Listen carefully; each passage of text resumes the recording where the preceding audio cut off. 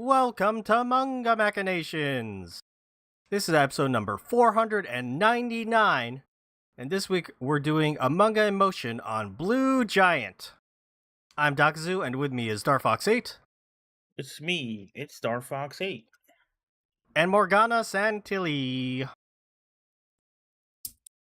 Hey y'all. Sorry, my push to talk wasn't working for a second. It's all good. Seamus is not here. He decided to go to a wrestling show. I guess luchadors rank higher for him than earnest boys from Japan trying to be the best jazz players. I guess so. It's alright though, in the main segment, we'll be talking about the anime movie Blue Giant. But before we get to that, we're at episode 499. Next episode is episode 500. 500 episodes of Manga Machinations, Star Fox. Who would have ever known? Me. First episode recorded, we're like, I can't wait for May 2024 when we record the 500th episode with Morgana.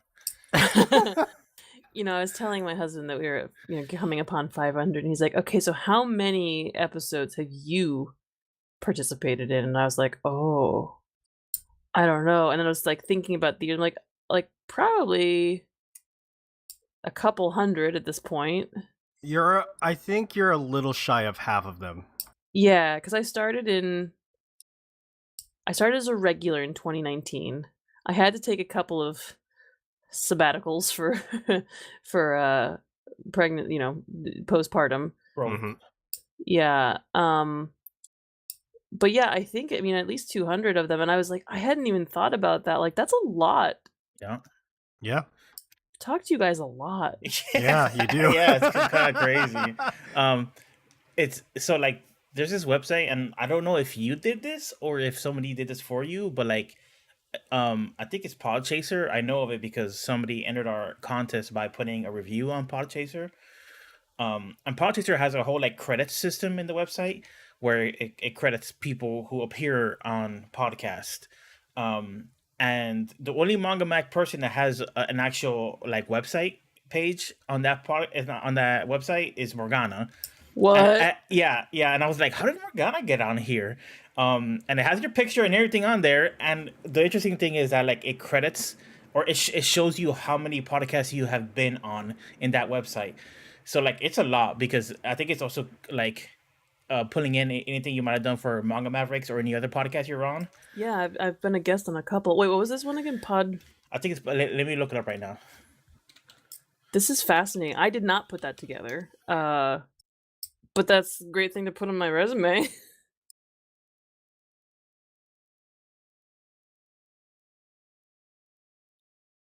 It says you've done 502 episodes. No way.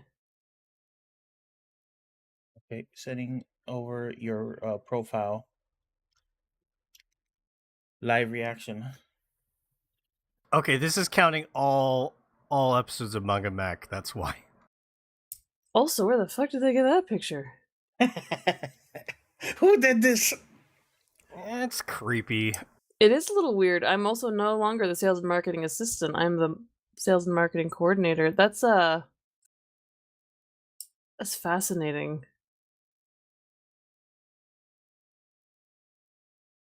Yeah, but it's counting all episodes of Manga Mac as you as a host. Yeah, I definitely was not.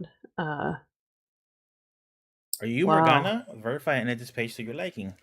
I think I might have to do that because where did they find that picture? I mean, that's a good picture, but like Yeah, I don't use it as any of my profile things or anything like that. It's a nice profile.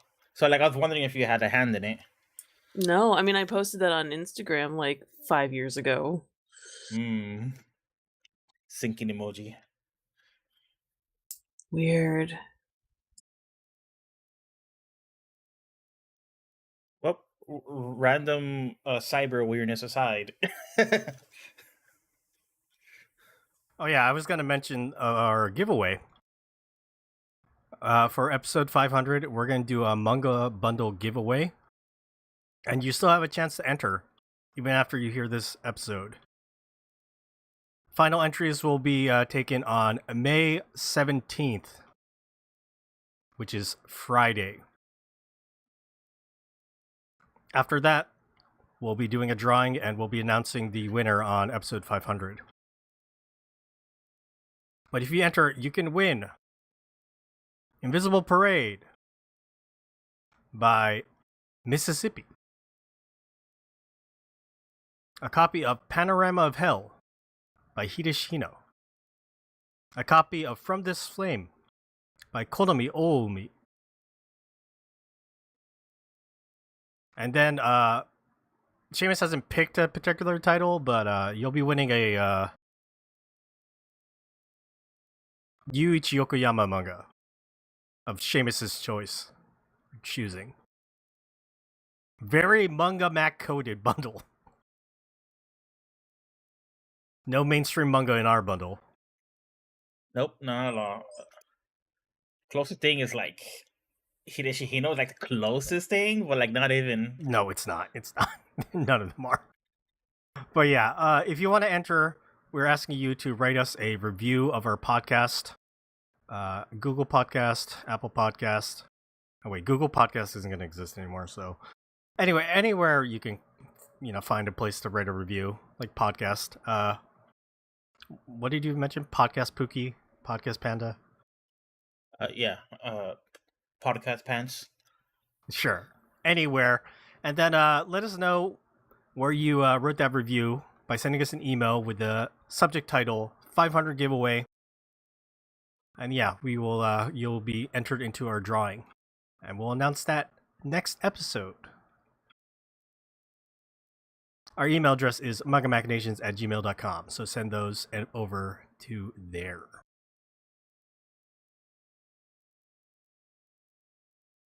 But if you're you want to support our podcast, why don't you buy us a coffee? Head over to ko-fi.com/mangamac. And you can buy us a coffee, and we'll use that money to fund future manga projects. Darfox, I just realized I need to update that. Yeah, we totally forgot about the super exciting news. Yeah, turns out it says on this little graphic that Darfox is up on our stream, because we're streaming our episode live over on youtube.com/mangamactv. We have a goal there for Land of the Lustrous retrospective. It has been met by Philip. So thank you again, Philip. Not only did you fund the Berserk Psycho Selection, now our Land of the Lustrous retrospective has been funded.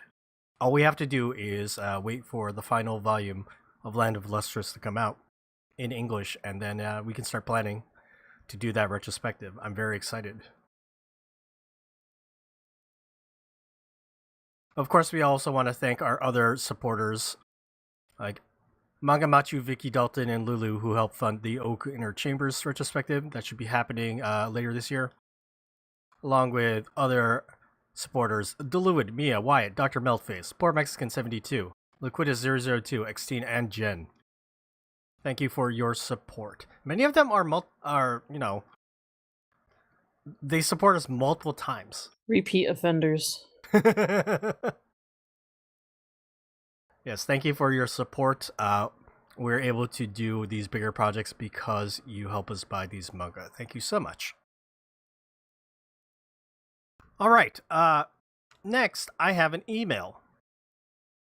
This email is sent from Chris from Canada, and it's titled Anime Pet Peeves.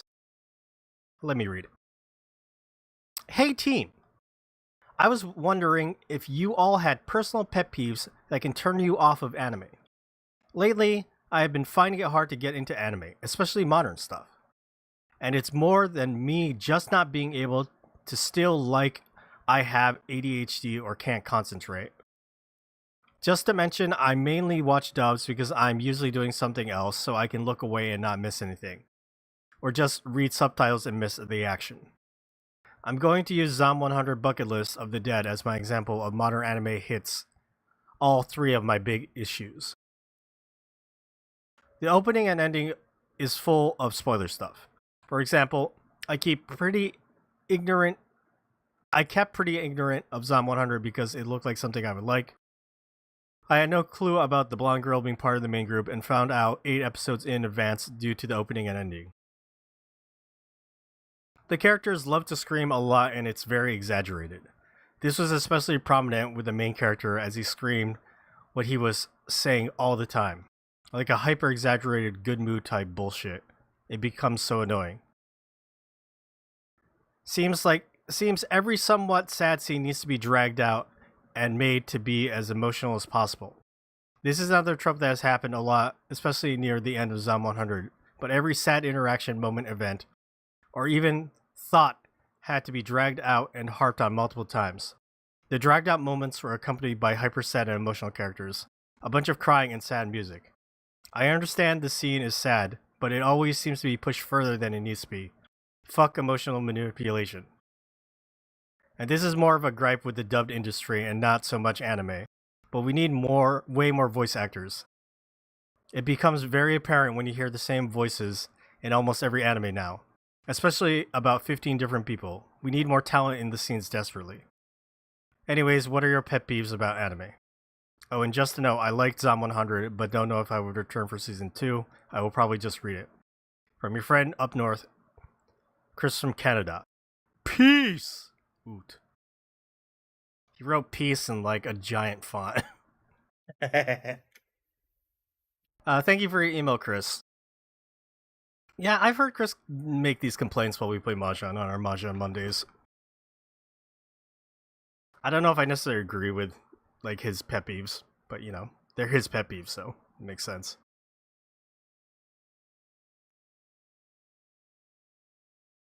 My pet peeve is that modern anime isn't old anime. Ha! No, but incidentally, I was looking for the Delicious Dungeon yesterday. We were watching some more of it, and I found out that Yu Yu Hakusho is on Netflix now. The anime, the original one. So, like, if you haven't already, sorry, I've got a baby. Go watch Yu Yu Hakusho. It has no peeves, and the dub is perfect. And you won't recognize the VAs, most of them probably, because I don't know how many of them are still. Well, Chris Sabat is still.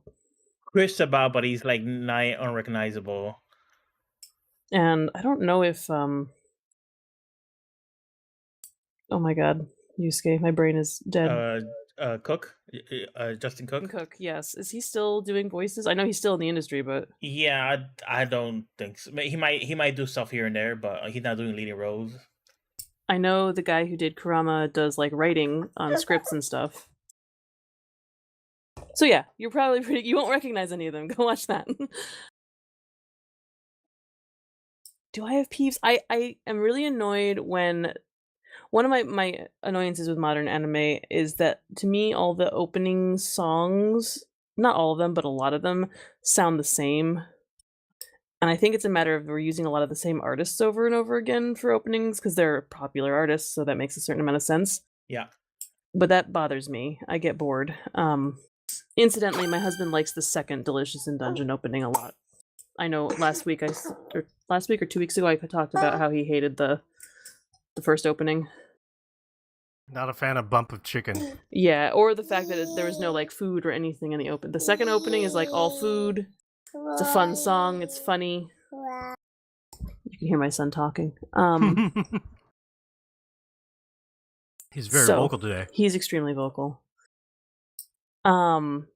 Yeah, so yeah, the like same old songs over and over again bothers me a lot. Unfortunately, you're right. It's because they're using the same, artists. They're not going to be that different. And what about you, Dar? That's been an issue for like a long time too. Like, just a lot of the same artists around were like around like 10 years ago too. Like Bump of Chicken.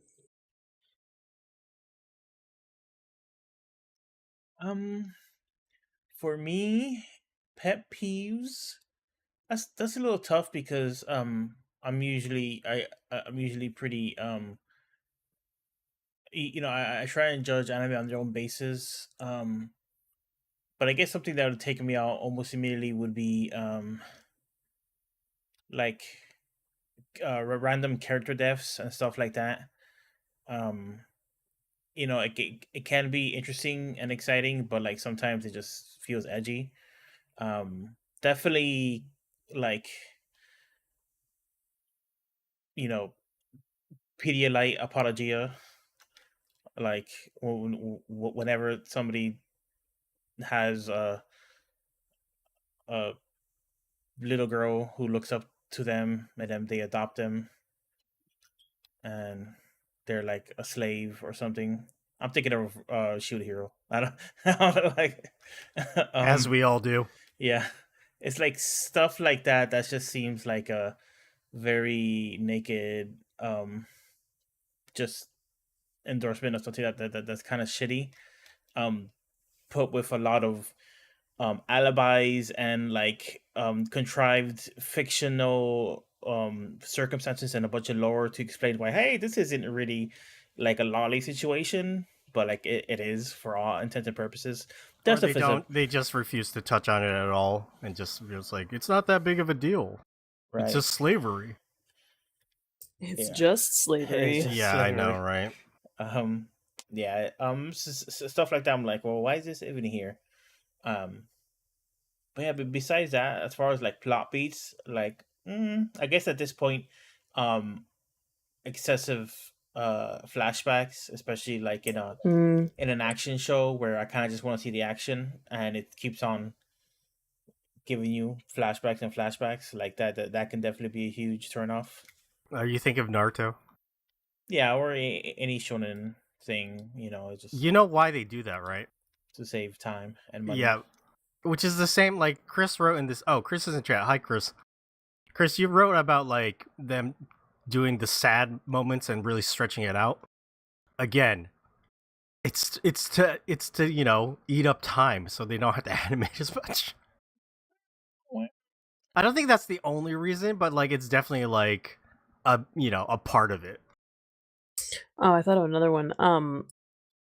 Gratuitous TNA when it's not warranted. Like if it's a show or a manga even that is explicit about the fact that like the girls here are made to look at, we do upskirt shots, we do titties. I don't like that kind of thing, but I know going in I don't like that kind of thing, so I'm just not going to participate in it, right? But a show that is otherwise like not about that and has a lot of gratuitous like upskirts or fondling or weird, like I just like just don't. I just don't need it. I'm thinking of so Yen, we publish Mieruko-chan, which I really enjoy, the manga. Yep.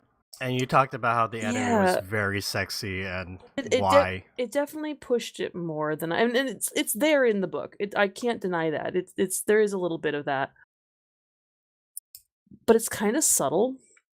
So it really kind of stands out in the anime a lot. And I guess sex sells or whatever, but I'm not into it.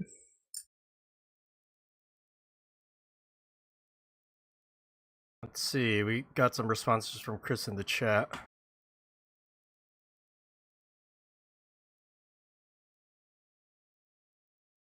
Feels like it's forcing viewers to get emotional, to get attached, to buy merch and more stuff around it. I don't know about that. I don't know if I think that's happening. I mean, they want you to buy more stuff, They do. but that's why they made the thing in the first place. Yeah, I think that but finding those motivations annoying, I feel like you just shouldn't live in a capitalist country because we get driven mad by that stuff all the time. Um, but anything can be disingenuous and like overly done. So I get your frustrations around like sadness specifically, but like outside of just like merch, I think people like enjoy that stuff. It's like people like feeling sad sometimes. So it's like, and weirdly, anime is like a weird, um, just it's a weird vehicle for people to feel sad safely, because you get to see Naruto be sad about being an orphan and stuff, and If it was a real orphan, it'd be like, this is fucked. Yeah. So like, and also like in the lore of Naruto, none of it makes any sense at all because like the fourth Hokage left him in the care of the third Hokage. The third Hokage didn't take care of him. He just like left. He just left him alone and let the town ostracize him. Um, a lot of Naruto's lore doesn't make sense when you look at it in retrospect of what happens later on in the series or what's revealed about the lore later on in the series. Yeah. I'll tell you why those big emotional moments are there. I know exactly why.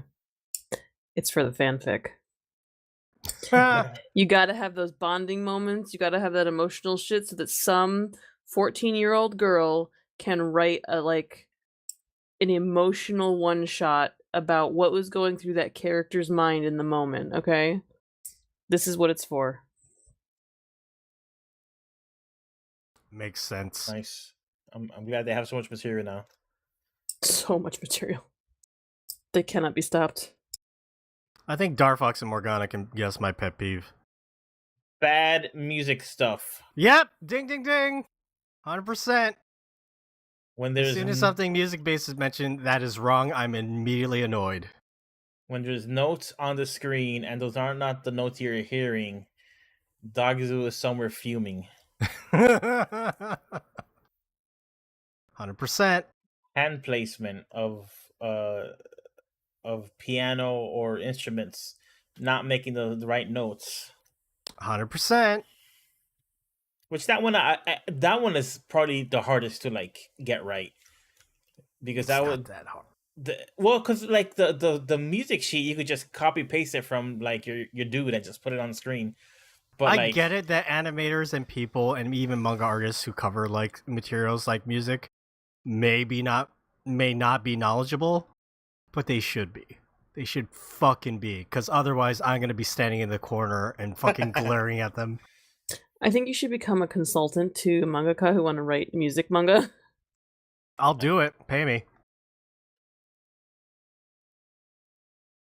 I guess besides that, like, I don't particularly like an anime when they're singing a song. Mostly because it's like, not because I don't like the song. The songs are fine. They're poppy, whatever. But it's usually because it's done poorly.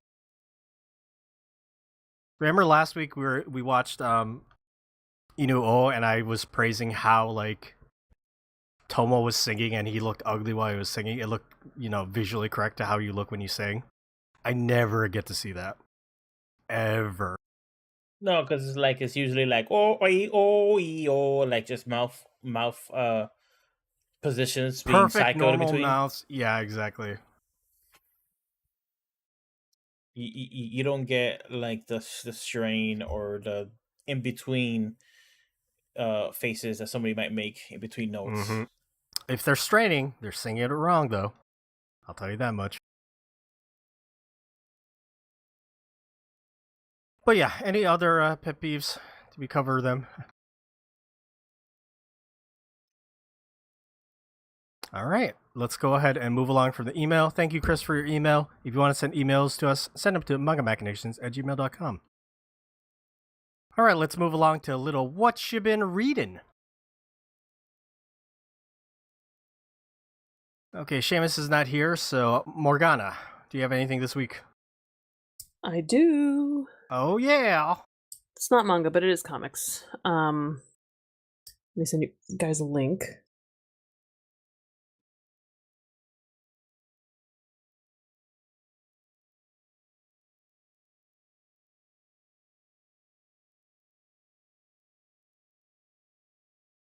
Okay, sorry. So I read a book called Artemisia, and this is a fictionalized biography of the painter Artemisia Gentileschi. She was a woman painter in from Rome originally, but an Italian painter during the Renaissance. Daughter of a painter, and she was the only one of her father's children who was really interested in art and kind of took to it. And she became an amazing painter. You've probably seen her painting the painting of Judith beheading Holofernes. It's a really, it's there on the cover of the book. If those of you who are looking at the stream, you can see kind of an artist's interpretation of it. Um, I love her. She's a really interesting person, a really interesting, historical figure, and a really incredible painter. And this is kind of, I knew some things about her life just from, you know, general art history stuff and whatnot, but this is kind of a more personal take that looks into the stuff that really kind of built her as a, as a person and a creator. It's told as though So it's told as though the narrator is telling the story to her daughter, Prudencia. The narrator is Prudencia's nurse. Prudencia's, she's an adult, or she's like 19, I think. And her nurse is, has been there with the family the whole time, or, maid, whatever you want to call her. Um, and she's kind of telling Prudencia about her mother's background and like growing up, and how she was learning a lot from her father, but there were things that he couldn't teach her, so he apprenticed her basically, or let her take lessons from another painter who repeatedly sexually assaulted her for a year, essentially. And that is was a huge influence on a lot of her art. She has a lot of art that is, women being violent to men, and good for her, I say. She did take him to court. She did end up taking him to court, and I believe winning. He weaseled out of it because he was a famous painter, but I don't remember his name. I don't recognize his name, and I do know her, so there's something to be said for that. For until the 20th century, a lot of her artwork was credited to her father. It was not known that she had painted them until there was some interest in her life around in the 20th century, and kind of more research was done, and it was discovered that she did a lot of these really incredible paintings. She was, a favorite of the Medici, and beloved of Michelangelo's nephew. Was her sponsor and got her into the Guild of Artists in Florence, which was impossible for a woman at the time. A woman at the time was not allowed to paint. She was not allowed to buy her own canvases and paints and pigments. There were women painters, but there were only certain things that they were allowed to paint. Women were not allowed to paint nudes, for instance. Artemisia didn't either. None of her stuff is like, there are nude women in her paintings, but I think they were like more modeled on herself, because she was not allowed to have like live models like male painters were. It was considered improper. So anyway, this is a great book. It was really awesome. It's published by Beehive Books. They do some like kind of fancy, like I'd call them a small press. They're doing actually a Pinocchio, an illustrated Pinocchio that's illustrated by Mike Mignola of Hellboy, which I believe I've pre-ordered.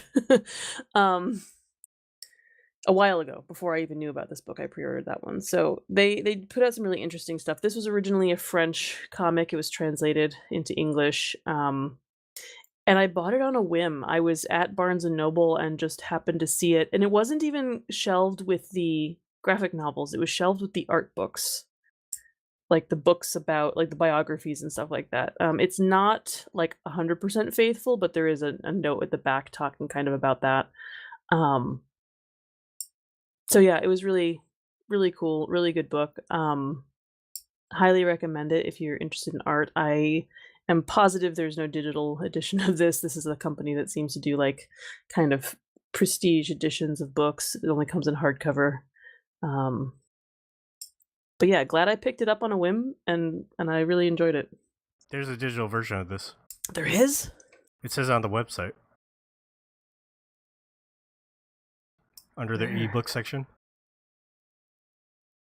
I'd read this. Yeah. Oh yeah, they do have ebooks. I assumed because all their stuff is so fancy. Well, I recommend it. I think that we've been trying to get you to read some nonfiction. This is not entirely nonfiction. There's definitely some fictionalized moments, but it is based in life, and it is a really, really interesting story and really, really cool artwork. Yeah, I'm down. Hell yeah. better this than whatever the hell Seamus is going to try and put in for me. Seamus might like it too. All right, very nice, Morgana. Thank you. Sure thing. Okay, let's move along to Darfox. You have anything this week? No, I don't believe I have anything this week. Well, it's okay, Darfox. I read some stuff for you. For me? Specifically, I read My Love Story, Volume 14. What? Wait, is this like a sequel volume? Yes. Oh. Wow. My Love Story, which is done by Kazune Kawahara and Aruko. It was volume 1 through 13 and it ended. But they brought it back. And enough content to put out volume 14 of My Love Story. Let me give Darfox a link over to some sample pages. Volume 14 is split into 2 stories. Now, Takeo and Suna and Yamato are all in college together. Wowie. What happens is when they get to college, Takeo meets someone he knew from his elementary school. And this guy, Yatchan, was somebody that Takeo tried to help because he wanted to impress a girl that he liked that was very athletic, but Yatchan was not athletic. Yamato, being the proud, the physical embodiment of everything athletic, tried to help him, and it didn't go well, and he always felt guilty about that. So it's about them like reconnecting and talking about like what happened. It's a good story. But the second half is the fucking muddy, man. Takeo, his girlfriend Yamato, and his best friend Suna go on a winter camping trip to a lodge, and then they're there with a bunch of other like college-age people, including Yatchan and his girlfriend. And then suddenly somebody there disappears and there's nothing but blood in their bed. What the hell? It's a fucking murder mystery section of like My Love Story. It's amazing. Somebody here is a murderer. Guess who gets fingered? It's Takeo. You're the one who murdered everybody. It's great. Does Sumikawa play the detective role? Of course. Of course. You can probably write everything that happens here, Darfox, even without like reading it. It's nothing like crazy, and it's just like more stories with Takeo and Suna and Yamato, and but it's okay. I love these characters so much. I happily read this volume 14. And I would not mind seeing these characters again. They're just that beloved. Yeah, the secret sauce was just in the moment to moment storytelling and interactions. That's why I've seen the anime series like 3 or 4 times. And it's just because of that. It's so good.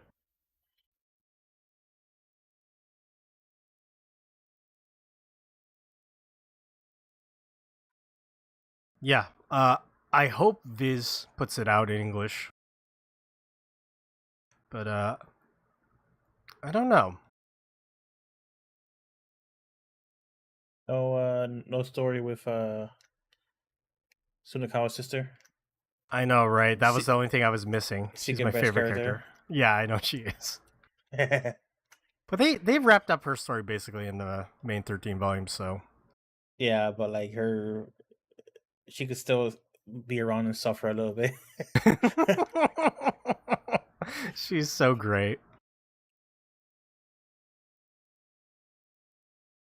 Okay, so besides that manga, I read something by Yuki Shikawa.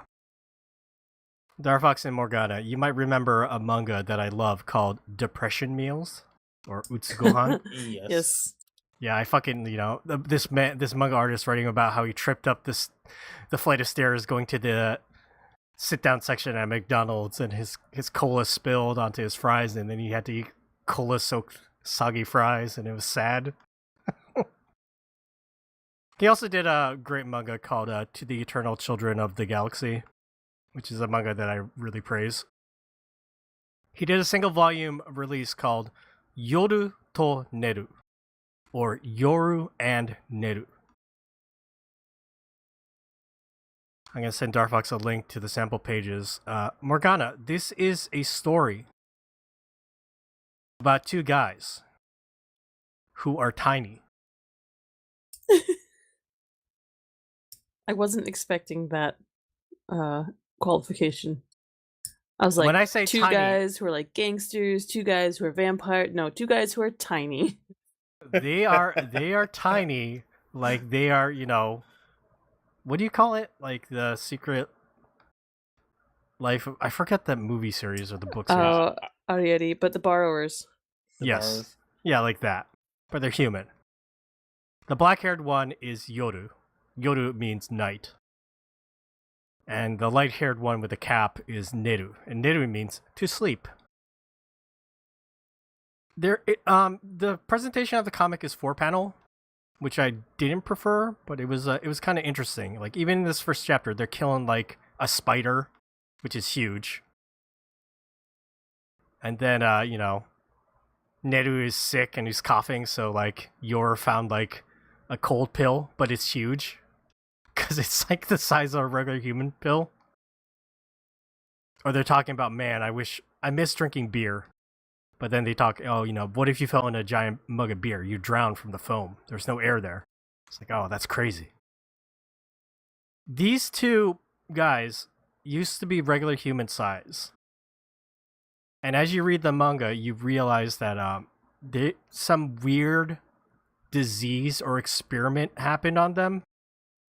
And that's why they shrunk to a tiny size and they have to try and survive. And they do a lot of things, like hang out in like a bathroom sink and use it as a tub.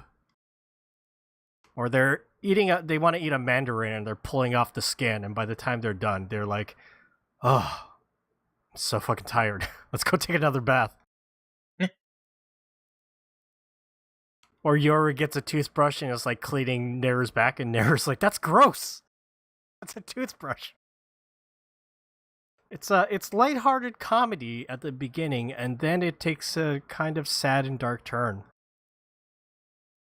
They're being pursued by like these government black, men in black. And at one point, Yoru gets kidnapped. And Neru is just by themselves, and they don't know what to do, and they're really freaking out being by themselves now.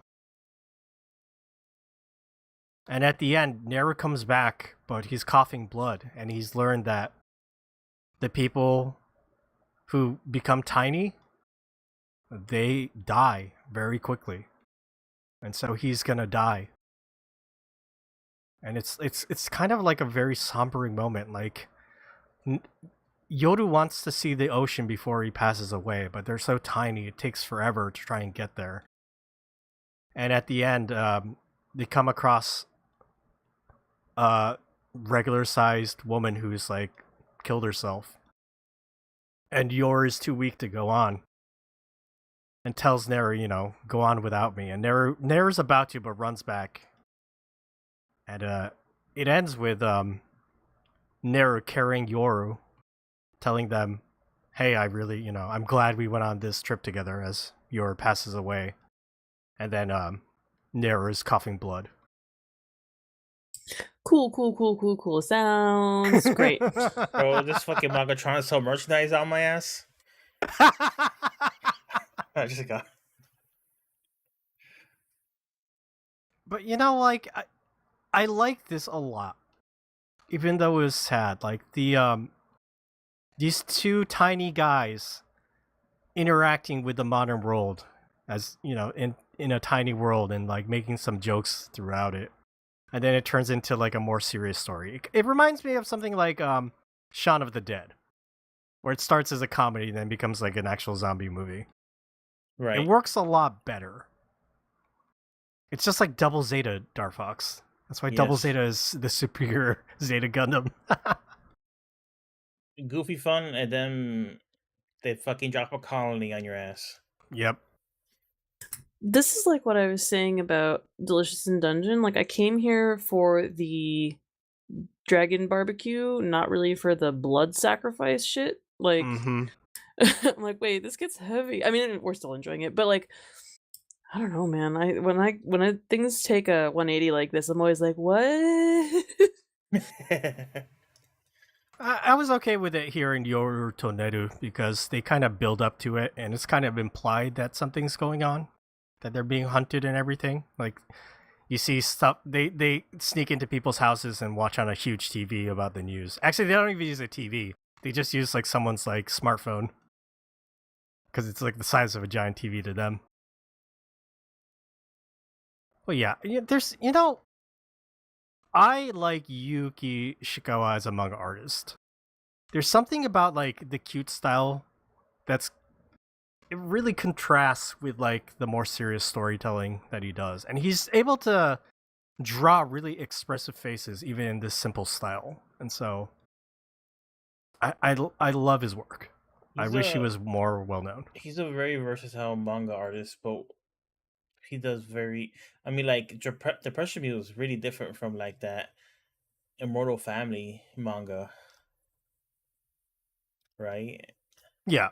And But I mean, that's very different from they have this. like a tone of dark humor to them, and I think this one does too. Like, there's a little bit of sense of like how he finds like some joy in like kind of the more oppressive, dark things in our lives, and that it makes it special. It makes it have meaning. That's why I really like this manga, Yoru Toneru, and I wanted to talk about it on the podcast.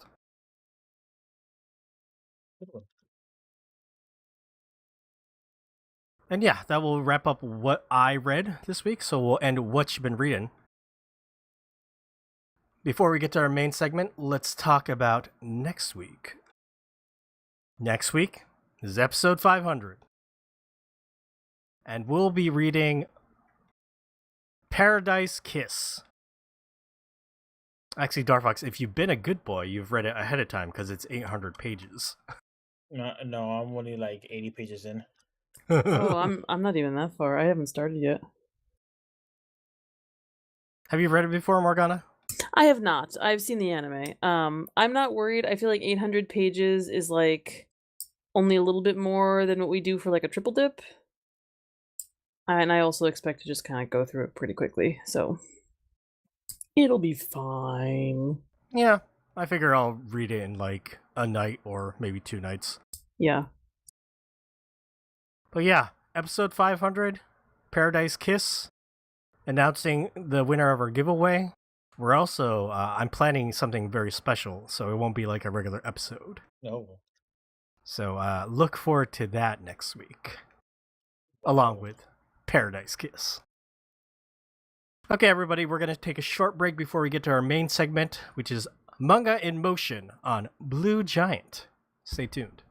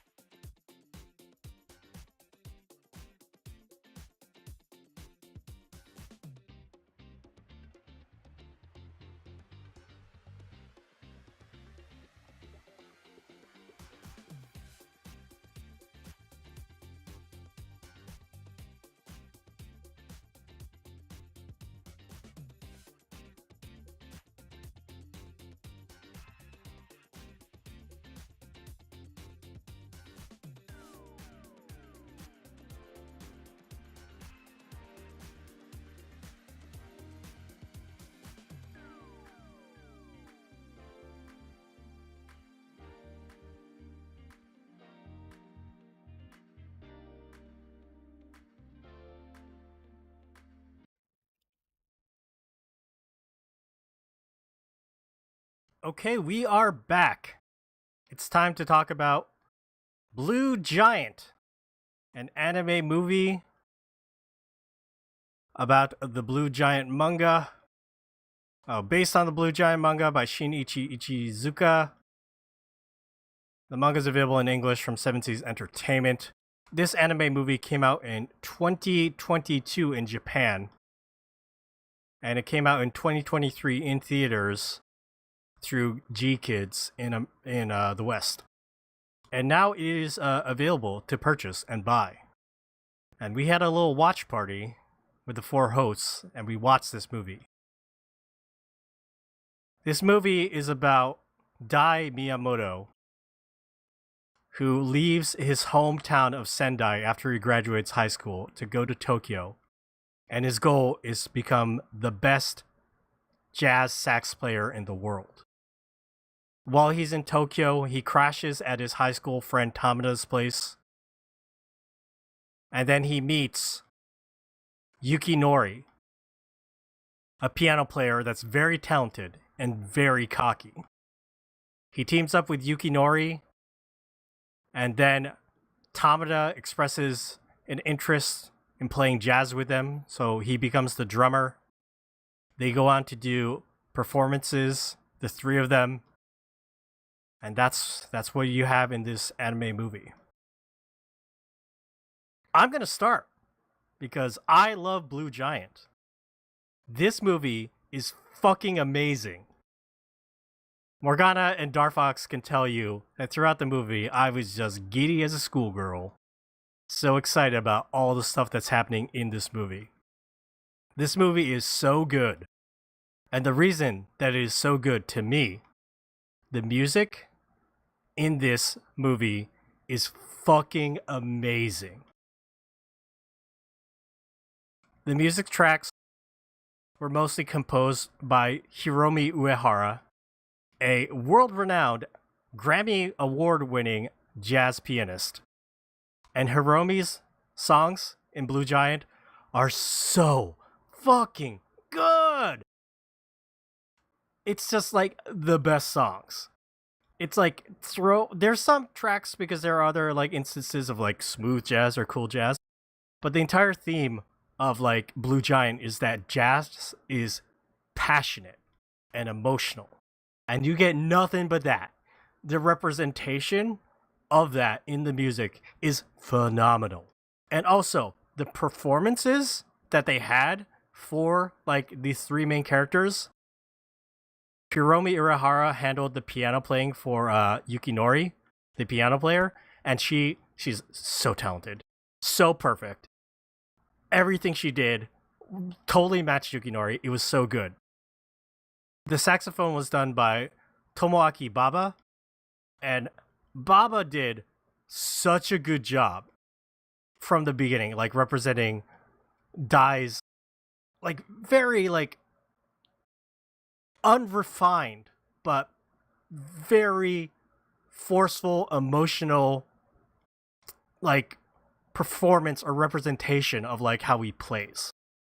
At the beginning of the movie, like Dai plays for Yukinori for the first time, and like the way Baba plays that sax, he's overblowing, he's cracking, he's squeaking, but there's such intensity in that performance. And then you pair that with like the animation of like how it looks phenomenal. So good. The drums are maybe the one point where it's not the perfect representation. The drums were done by Shun Ishiwaka, and he's very talented. It's, but trying to play drums poorly is hard. It's very hard to like fuck that up like so much. I could fuck that up real easy. I don't know what you're talking about. Yeah, okay, Dark can fuck it up. But Shun Ishiwaka was having a little bit of a hard time like representing how much of a beginner Tamada was throughout this movie. But by the end, like, it's so good. All 3 main performers do such a good job representing what the story of Blue Giant needs in the musical performances. And that is something I almost never get in fucking anime movies. So this is delish, magnifique. This is so good for me, everybody. Blue Giant is the fucking best. Now, this movie is directed by Yuzuru Tachikawa. They're probably most famously known for their work on Mob Psycho 100, the anime. Really good stuff. However they were doing the character designs, they almost perfectly recreated Shinichi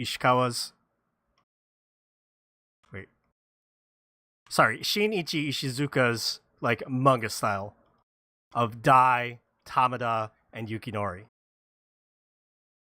Now, the money pieces in this movie are the performances. There's 4 main performances that happen. The first time that they play the song called First Note. And it's a good representation of what's happening in the story because Tamada fucks up real bad and stops playing at one point. So you can hear like his fuck up and like how he's not playing and he's, off the beat and everything. So that's good, but it's not impressive. In the middle of the movie, they play for a jazz festival and they play NEW, and that is so fucking good. Like, the different shots of all the players, like, everything that's happening, the color of, like, the sound and, like, everything is so amazing. And then at the end of the movie, which is the most emotional part, where Dai and Tamada have to play by themselves because Yukinori was in an accident. There's actually a change from the original manga, because in the manga, they play without him at Blue Note, and then they break up, and then Dai leaves, and that's the end of, like, Blue Giant, before it goes on to the Blue Giant Supreme. In this movie, they changed it. Yukinori shows up for the encore to play the first song that they played together, First Note. But this time, they fucking kill it because it's gonna be their last performance. They're gonna break up after this, and it's such like a nice, better, like, emotional ending to that story. It gives them like a happy moment instead of like in the manga, which is just like fucking.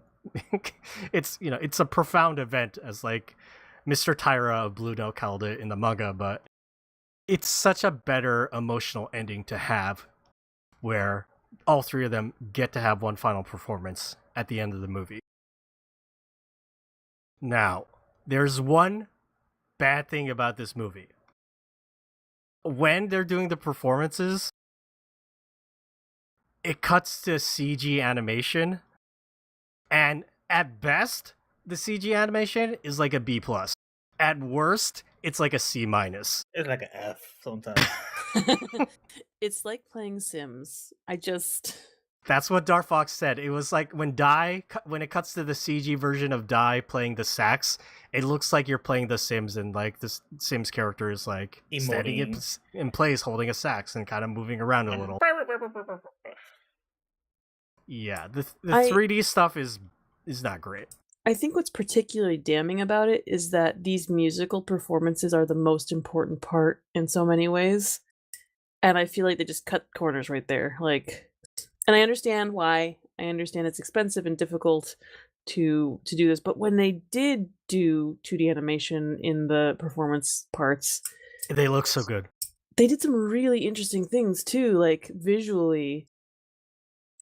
So they look really good and they're visually very interesting. Then cut to The Sims. And they mixed in. It's like I'm getting whiplash, It's actually like, so we talked about it when we were watching the film, and we're like, it makes sense because the like human beings playing instruments is probably a really intricate performance, so they're saving money on it, right?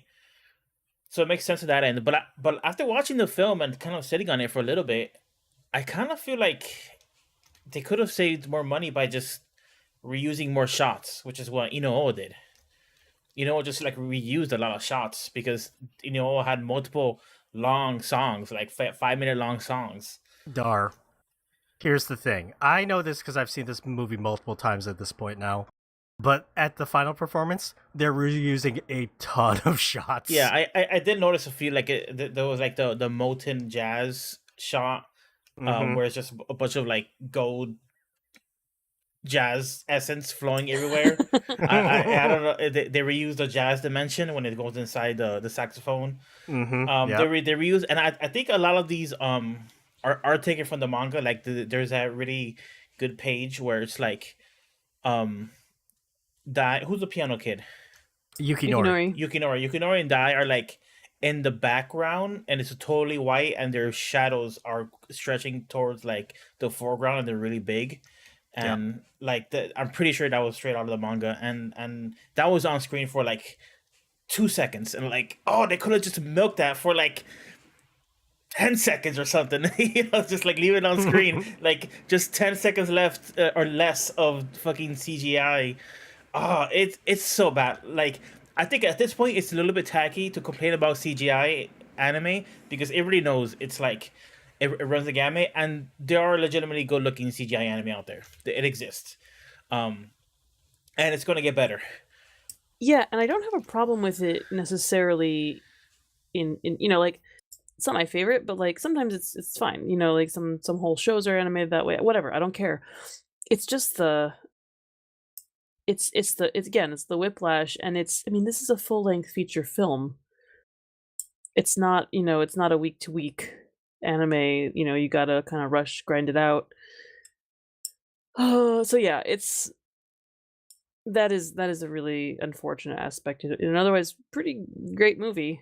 It almost ruins the whole movie. Like it's that bad. Like it almost like It's hard to take it seriously. It's crazy. He's having big feelings, but he looks like he's gonna go set his pants on fire in 5 seconds while he's trying to make something in the kitchen. You know what I mean? Like you're gonna walk him over to the shower and he's gonna drown. Like I don't like. Somebody's gonna remove the ladders from the pool and then he's fucked. Just focus on the music. That music is so good. Also, like it's very good. The models are actually they're like honestly like sub Sims because like I'm not like a modeler or anything, so I can't give like professional criticism. But just to my eyes, their shoulders look super wide and weird. Yeah. And Dai's head had like a flat top, like because Dai has kind of like a short, scruffy hair. Kind of think of like Hajime no Ippo. Makonoshi Ippo, like a little less exaggerated because the art style is a little slightly more realistic. I feel in Blue Giant, but like think of just like that kind of scruffy hair, so just like tiny spikes going in all directions. It looks great animated, right? When it's CG, it looked like the top was flat, like he was wearing a hat or something. This is the problem where like the 2D representation of Shinichi Ishizuka's like character work is good, but when you put on a 3D model, it looks extra simple. Hence the flat top Dar. It's wild. And the fucking drum guy, I'm sorry, I don't remember any of like the Tamada. He looks the weirdest. I feel like he looks like the Rat King or something. Like I don't know. I guess I'll shut up from now on about the CG, but it is. It was like, rough. Like mega bad. Also, just like the texture of their shirts. Like sometimes they had no texture; they're just full white. And then sometimes they just had like a lot of wrinkles, and it just looked weird and low res. There was so much wrong with it, and there's so much right with this film in general that this is just like a huge turd placed upon like fantastic spaghetti plate. Turd meatballs. It's just so sad. This might have been acceptable like years ago, and I mean like a decade or plus ago, but now it's like I don't know. I'm gonna do that really stupid thing that kids say online. Is like, oh, I hope somebody got fired over this. But like, I really hope they just reevaluate this if they make more of these films.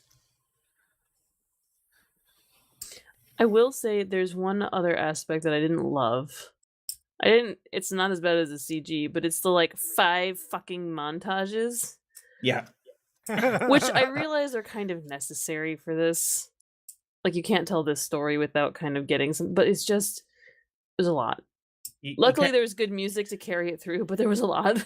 Yeah, you can't tell this this much story without it, right? Because they covered a lot of volumes. And They covered skipped like a lot, a little more than 5 volumes of the manga, so it was a lot. and they skipped 4, right? Yeah, they skipped the first 4 volumes of Blue Giant, which focuses on Dai and Sendai.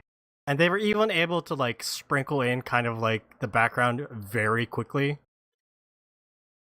So, they did what they could with their 2-hour runtime to get it into like a cohesive story and move some elements around.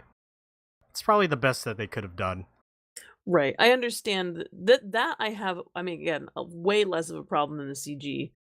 It's just one of those, those pet peeves we were talking about earlier. Is like, really? We're gonna get a third fucking montage? Gotta pass the time. But yeah, man, this movie always gets to me. Like, at the end of this movie, I always cry. And it's not during this, it's not during the scene at the end where everyone is crying. Like, that final performance at Blue Giant, cut to everyone in the audience and they're all fucking crying. Misakiko's crying like 5 times and it's the same shot. Or cut to, Tamada's like fan, the old man, and puts his like bucket hat down and he's like single tear going on. Fucking bucket hat. The bucket hat old man. Or the old man who runs the tofu shop crying while he watches Yukinori play with one hand. The scene that actually gets to me the most is... Weird sentence, but okay. No, it's when... It's right after Yukinori performs at Blue Note by himself with Fred Silver. And then he goes to, tell Miss Akiko at, the bar and the other guys. But he tells Miss Akiko first that, like, they'll be performing at Blue Giant. And then she turns around and she, like, silently cries because she's so happy for them. That part always gets to me, man. I will agree. I think all the emotional beats, kind of simple as they were, they all hit. They all hit for me. Bucket hat old man telling him you've gotten better. That kind of like vindication is like that was like very emotional. Like I was totally with Tamada right there. Just I mentioned this when we watched the movie, but the bar lady, you just said her name, Akiko. That poor Akiko, they totally just tortured her. During that whole performance, she was just crying. And then they torture her further when they fucking bring him out like limping and place him on the piano, and then they fucking do an encore. Yeah, like she fucking needed like an IV to like replenish the liquids or something. She just cried so much. Yeah. What did you both think about that change, bringing Yukinori out at the end?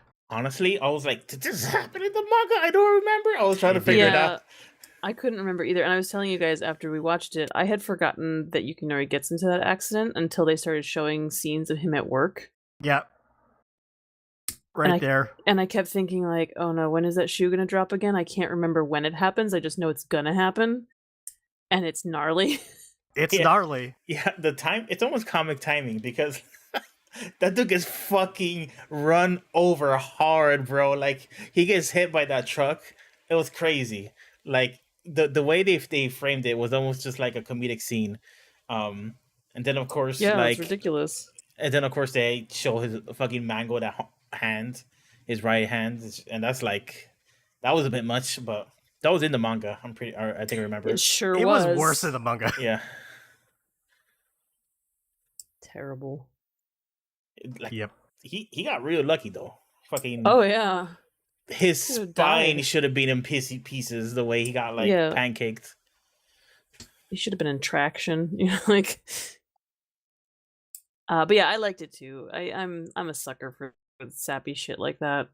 So I liked the ending myself. But also was reminded that Tamada is best way. Yeah.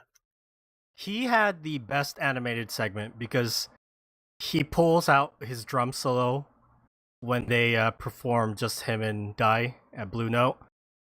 And that drum solo is rotoscoped and it looks fucking phenomenal. If the whole movie looked like that, boy. They would have no money, no time to make it. Bro, like Kids on the Slope did it. It did.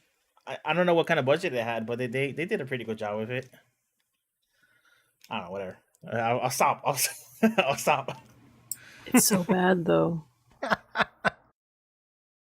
It's just, again, it's insulting. I feel like it's insulting to the audience, and it's insulting to the high quality of the music and the high quality of the rest of the animation. It's like it's not done. Like, if this was a like an extremely impressive like final project for like a college student or something, I would like dock them points because they had these weirdo like things thrown in them. You know what I mean? Like, it's like It does feel bad. undercooked. I agree. If it feels like a version of this production could have worked, or a version of this like mixing of CG and animation could have worked, but like something about this was undercooked, or a lot about this was undercooked.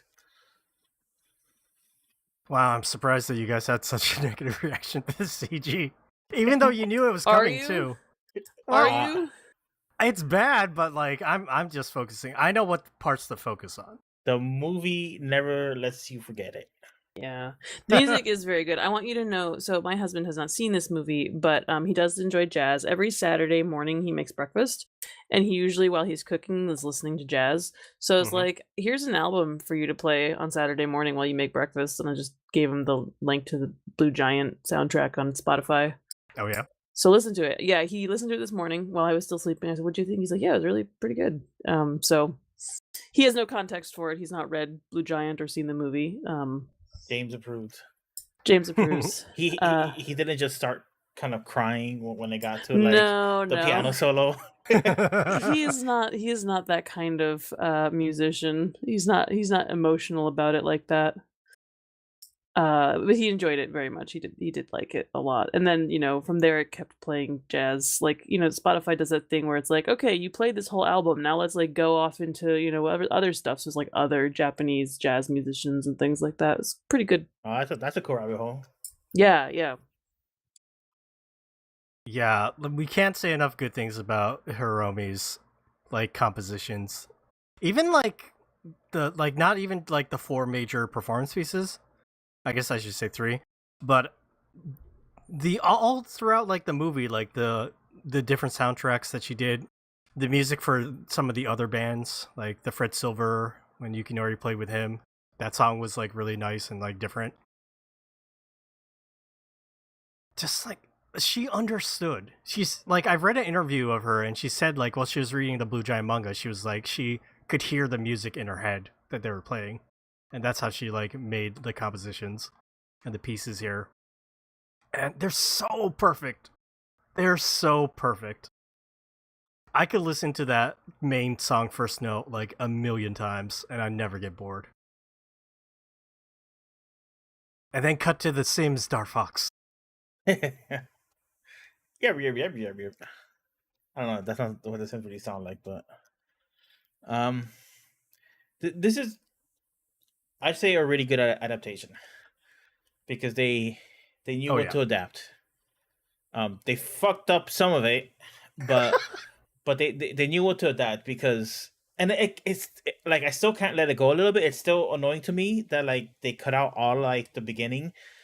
But I understand why, because they really need to get to this core storyline of these 3 coming together, and it just works really well for a self-contained storyline.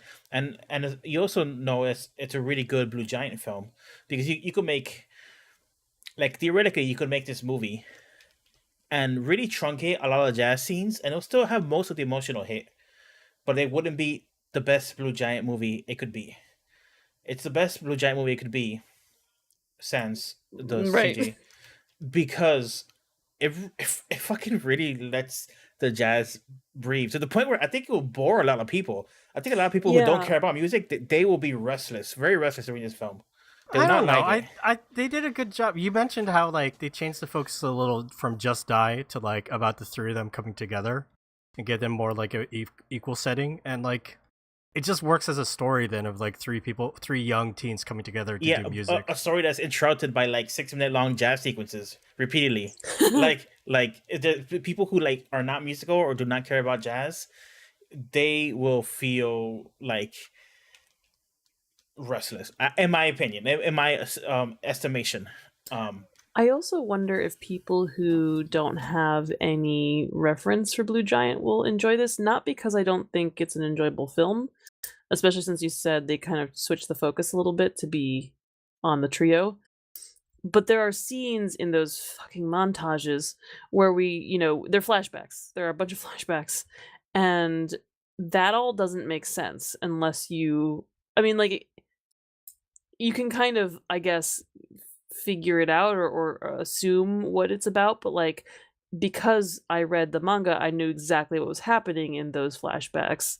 Oh, like the first one where Dai is Right. playing the sax for the first time for Yukinori, and then it just cuts to him in high school playing, either at the river or in the snow or with his friend that, moved away. I was like, oh, I understand that reference.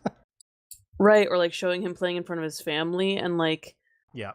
that's a kind of important relationship that's not really like, you see his brother and sister at the beginning, but that's it. And his brother comes to the performance at So Blue, but like, I don't know, like, I don't know if somebody getting into, especially since that's like the first montage, um I feel like that you kind of lose them if they didn't have any frame of reference at all. I think that's fair. I don't mean to shit on your movie, Dakazu. I think it's I a don't- great, a great it doesn't movie. it doesn't take anything away from me, Morgana, like, because the musical representation in this movie that is about music is perfect. And that's all I need. Like, I think I had more of a negative reaction to like the Sims the first time I watched it, but now after having rewatched it multiple times, I'm just riding that wave of music, and it's so good. You're inoculated.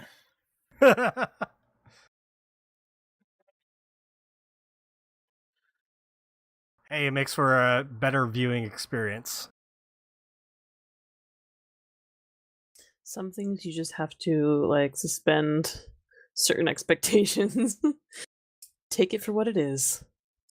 I know no one else here understands Japanese, but do you have any opinions about the performances by the actors? Because they're not usually for anime movies like this, they don't cast anime actors. These are all like actors. They sounded great. I thought they sounded really good.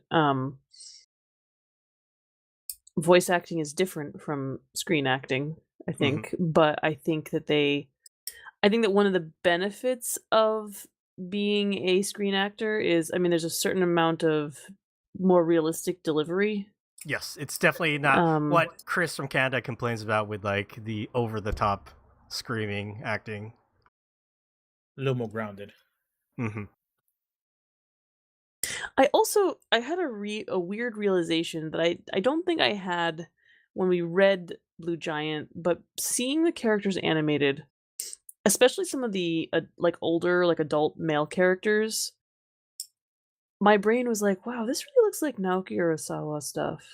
Like some of the character designs, some of the noses. I mean, not the kids, like not Dai and Tamada and Yukinori necessarily, but like old Bucket Hat Man and Taira from So Blue. Like there's just something about them that has like a kind of Urasawa-esque quality to them, and I was like, I didn't really make that connection before. You know what I think it is? It's the grandparent factor. I think they both make manga that your grandparents can read.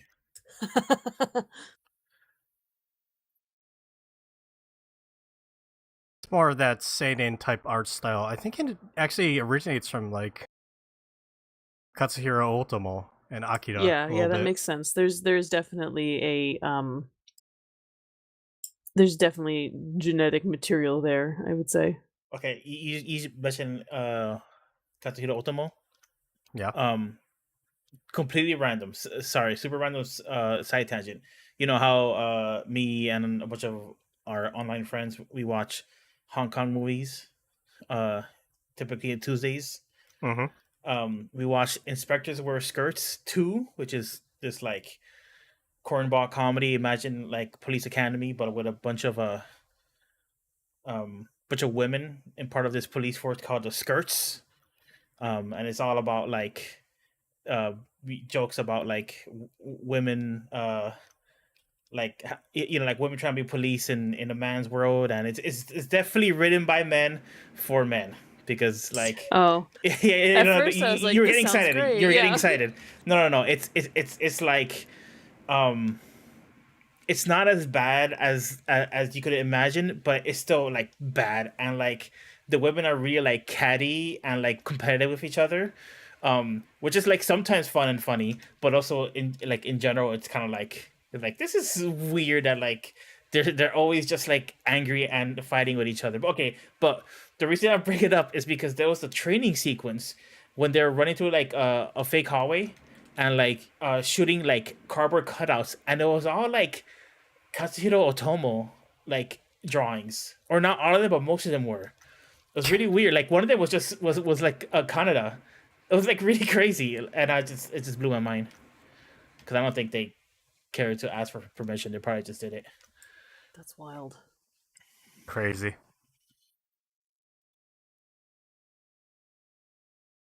But getting back to Blue Giant, yeah, Morgana. You said you liked it. You have anything else to add?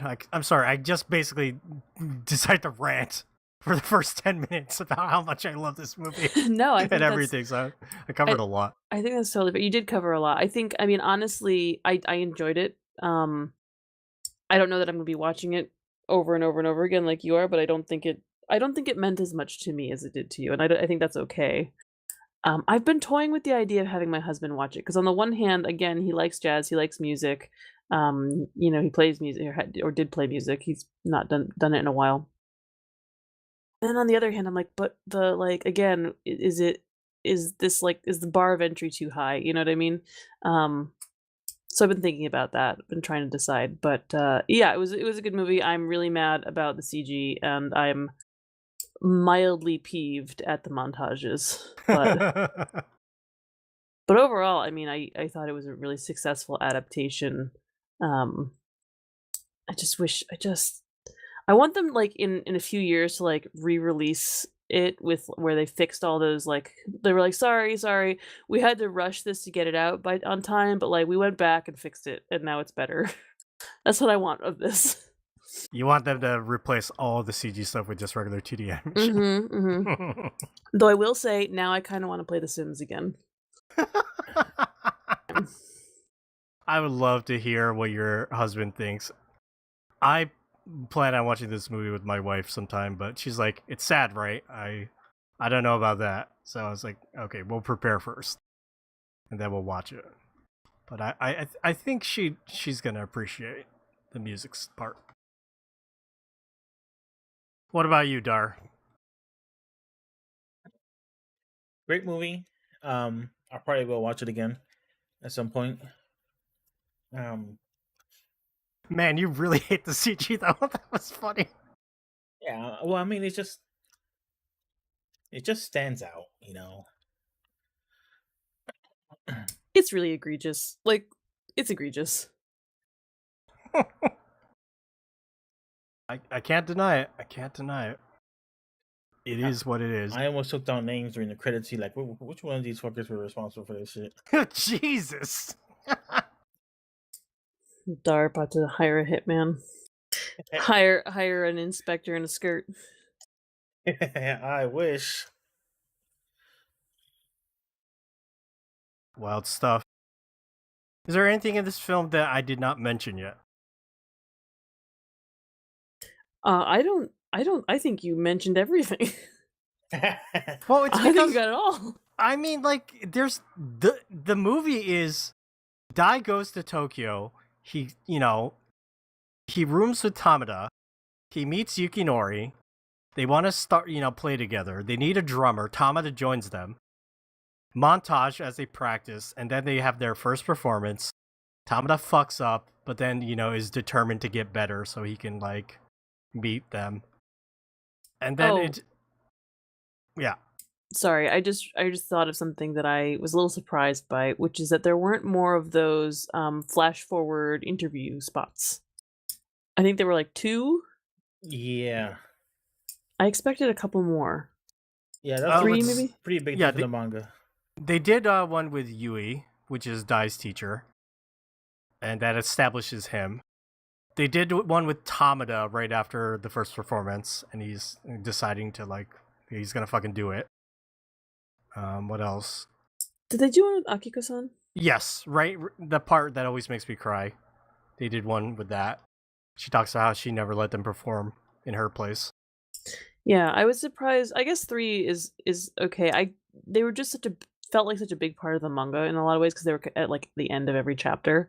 Mm-hmm. So I was waiting for more of those. And then they did one during the final performance where they explained what the title means. Yes, yeah. We call them a blue giant. Cut to Dai, Yukinori, and Tamada performing on a fucking exploding star at the end. It's so fucking good.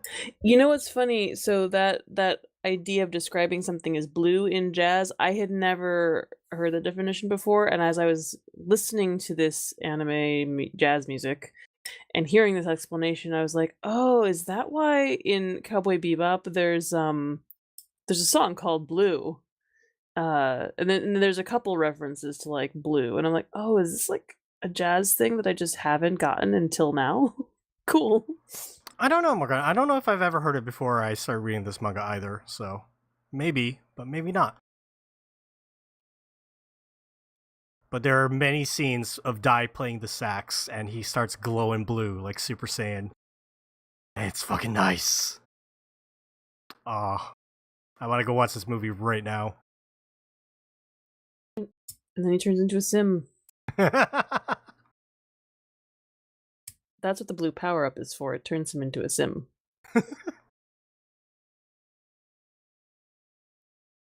It's so funny because before I saw the movie, Hiromi released the soundtrack on her YouTube, and I was listening to that, and those tracks are all like cut and catered for listening.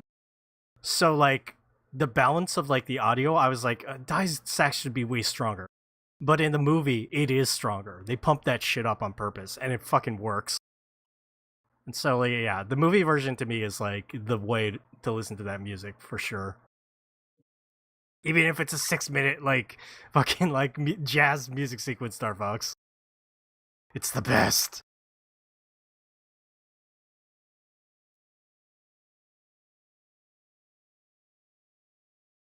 All right. I think we're done with our discussion then. It's a little shorter, but there's not much to complain about or say. We already did all our The complaining. complaints were complaints. Yes. And we already read Blue Giant and talked about the story itself once upon a time. There's no super tall girl, so I'm still annoyed by that. She was completely cut out. Yeah, she doesn't No exist in this cryptid. movie. No cryptid girlfriend. Hey, nobody said what's that phrase you hated, Morgana? In the manga? Oh yeah. What, Oh yeah, didn't they use was some like no cap? Was it? They used some like weird modern slang that I was like, this is ridiculous. It's just not gonna work. No onomatopoeias covered up by like the English onomatopoeias. Does the tall girl show up again in the manga? She does. There's a scene while they're in Tokyo that he sees her again, and then she basically breaks up with him. Basically ends that, whatever her existence was. Damn. Because it focuses so much on, Yukinori and Tamada and Dai. And she's no longer around, so. You hear that, ladies? When you break up with me, your existence ends. Dai's too big for his damn britches. Yep. I can't see them doing a Blue Giant Supreme movie. I don't think it's possible. That story can't be truncated into a movie length. Well, they could do 5 montages instead of 3. Yeah, exactly. Or they could make Blue Giant Supreme Part 1. I just don't think it works because the entire run of Blue Giant Supreme is Dai meeting these other players that he eventually makes a group with. And then that group going through and struggling. So it's like 11 volumes of like all of that, as opposed to 5 volumes of like Dai in Tokyo with Yukinori and Tamada. So I just don't think it works. And it's a shame too, because I would love to hear Hiromi Uehara do more Blue Giant stuff. But you know, that manga's still going, and I like it a lot. So probably another reason why I love this movie so much. I am a huge fan of the Blue Giant manga. But yeah, is there anything else to say about this, Star Fox? You recommend this movie? Yes, I do. That's good. Morgana, you recommend this? Yeah. Just be prepared. I'm glad Seamus isn't here to bring us down. I'm curious as to what he thought. I don't think he didn't say much while we watched it. No. We can ask him offline, or we can mention it next week or something. But yeah, there you go. That was our episode on Blue Giant. Let's go ahead and wrap this episode up. I want to thank Darvox and Morgana for joining me this week. Shout out to Chris from Canada, who was in our chat. Make sure you subscribe to our YouTube channel where we record our episodes live. YouTube.com/MungaMacTV. If you enjoyed our podcast, make sure you subscribe to us, review us, rate us. Apple Podcasts, Spotify, wherever else you can find us. And while you're writing us a review, come enter our episode 500 manga bundle giveaway. Just write us a review and then email us about it. Our email is mangamachinations@gmail.com. Make sure you put the title heading 500 giveaway and let us know where you wrote the review. Remember, we're taking entries up till May 17th. That's your deadline. Check out our website, mangamachinations.com. Our Tumblr is mangamachinations.tumblr.com. Don't forget to subscribe to our other YouTube channel, Manga Mac Watches, where Darfox has putting up our watch-alongs of things like Kaiji number 8, and Oblivion Battery, and The Fable, and other stuff. Come join our Discord server. Head over to discord.me/mangamac. You can talk to us directly, ask us questions, join us for our Mahjong Mondays.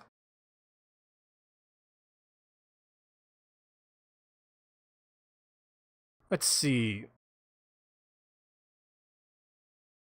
If you want to support our podcast, make sure to buy us a coffee. Go over to ko-fi.com/mangamac and buy us a coffee so we can buy more manga. If you want to follow us on social media, follow us at Manga Mac Podcast. That's Manga MAC Podcast. That's for Instagram, Twitter, Blue Sky, Threads, everything else. And you can follow my personal social media at DocZoo, follow Darfox at Darfox8, and follow Morgana at Morgana Relina. Alright everyone, thank you so much for joining us this week. Bye bye!